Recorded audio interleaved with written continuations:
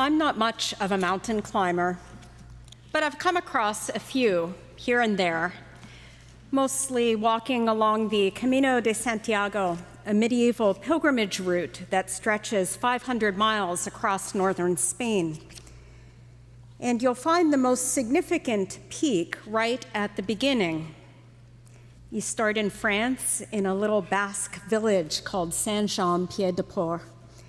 And along the first 7 kilometers or so, you climb to an altitude of 1,450 meters. It's called the Route Napoléon because it's where Napoleon's troops crossed the Pyrenees into Spain. I remember 3 things about that first day of walking. First, I remember the climb. Leaving well before dawn and following the main road through the archway and out of town. And I remember putting one foot in front of the other on this very steep ascent and willing myself to keep going, thinking if I can just make it to the top, well, it's all downhill from there. The second thing I remember is the view from the top. Now, the payoff for that pre-dawn start and the ridiculously steep climb is that you are above the clouds by the time the sun rises. And there, looking out over the mist-covered valleys, you see the rays of the sun peeking through the clouds below. It was a bird's eye view, spectacular, breathtaking, a little glimpse of heaven. It was a thin place. That's what Celtic spirituality calls moments when the veil between heaven and earth parts for just an instant, long enough to give us a little glimpse of God's glory. I remember wanting to just take that in and hold on to it and stay there. But I knew that that beautiful rising sun would turn into a foe before long, and I knew I needed to keep going. The third thing I remember about that day is coming down that mountain.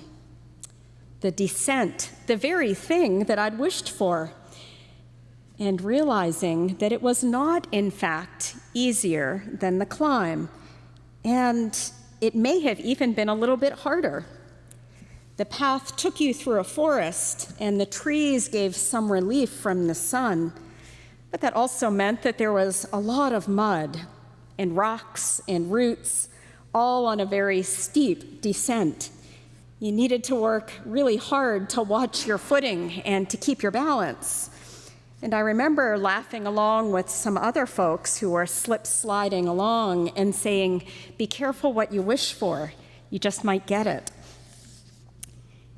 In today's gospel, we find Jesus and his friends at the top of a mountain. And while they're there, they have a most extraordinary experience. Jesus was transfigured, changed in a dramatic way, transformed. His face shone like the sun, and his clothes became bright as light. Moses and Elijah appeared, and Peter said, "Lord, it's good for us to be here," and offers to build tents there. Then a bright cloud, a voice saying, "This is my beloved one, listen to him." In their shock and awe, the disciples fall to the ground. Jesus tells them, "Don't be afraid." And before they know it, the moment, the thin place, has come to a close. I think we've all experienced thin places in one form or another, and I wonder where that might have been for you. Might be on a mountaintop, maybe someplace else, watching a spectacular sunset, hearing an infant's first cry, It might be a person or a song or a painting, anything that draws us up out of ordinary time and space and lifts us up a little closer to God. Maybe we hear God speaking directly to us, or maybe there are no specific words or ideas, just a sense of awe, being overwhelmed by the immensity of God's love for us. A thin place generally isn't something that you can orchestrate or manipulate. You just walk and pray and climb and keep showing up until God does too. It might last just a second, but it can change us forever if we allow it to. Thin places are for us. When we do catch a glimpse of God's glory, when we do hear the voice of the beloved, it's so that we might become more fully who we're meant to be, created in God's image and bearers of God's glory. Irenaeus, a teacher of the early church, wrote, "The glory of God is most fully revealed in the human person fully alive. The glory of God is most fully revealed in the human person fully alive." Thin places are for us, but thin places aren't just for us. Ultimately, they can form us and strengthen us so that we, fully alive, may contribute to building up God's reign of mercy and grace and peace in this world. The question is, do we allow that grace to really take hold in us, to really change us? In our parish Lenten reflections, we are journeying into the wild.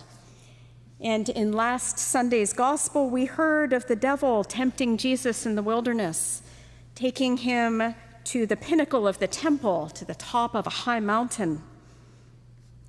I'd suggest that the wilderness in today's story is not at the top of the mountain. It's in the coming down. It's in the returning to the ordinary and the mundane. Reading on in chapter 17 of Matthew's Gospel, the disciples follow Jesus back down the mountain, where they're plunged right back into the thick of things. And it sounds like they don't have an easy time of it. When asked to respond to a parent in need and to cure a child of epilepsy, the disciples are unable to cure him.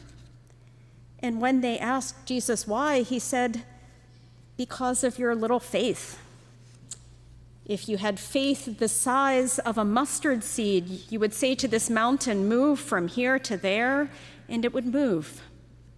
Nothing will be impossible for you."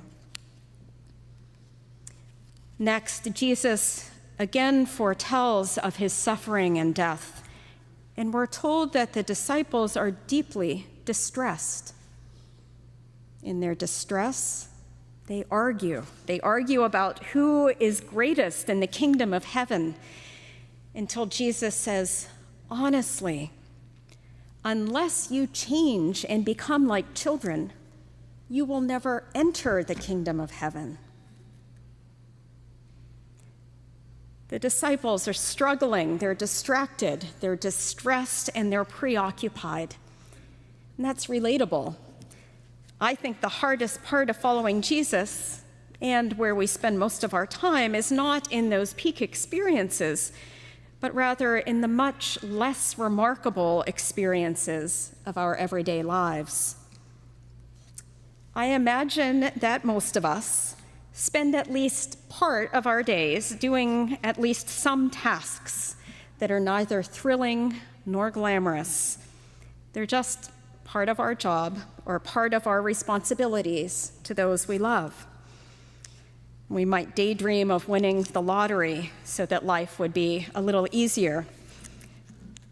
But beyond ennui, at a deeper level, Where do we long for transformation in the wilderness of our everyday lives? When we're confronted day in and day out with things that are difficult, painful, hard to bear. Perhaps we're in a moment of acute crisis, or maybe there's something persistent that just doesn't go away. Sorrow, grief, loneliness, whatever it is that forms the gap between what we wish our lives could be like and what our lives actually are like. In front of these hard things, we long for transformation, but what might that look like? Sometimes it might mean a change in our circumstances, consciously choosing to step into another environment in order to grow. This can take a lot of courage. At other times, it might mean more of an inner change, a shift in how we look at things. This can take a lot of courage. Unless you change and become like children. So often, it's children who really know their belovedness. I recently saw a little video where 50 people, both adults and kids, were asked, if you could change one thing about your body, what would it be? The adults spoke about getting rid of scars or stretch marks or changing some facial feature that they'd always been self-conscious about. Adults thought of change as removing imperfections. But the kids came up with really different answers. They said things like, I'd want wings so I could fly, or legs like a cheetah so I can run faster, teleportation. One young girl said, a mermaid tail. Then she paused and said, well, actually, I like my body. And you heard the interviewer say, so you wouldn't change anything? And she said, nope, nothing else, just the mermaid tail. The kids thought of change in terms of expanding possibilities. If you could change one thing about your everyday wilderness, what would it be?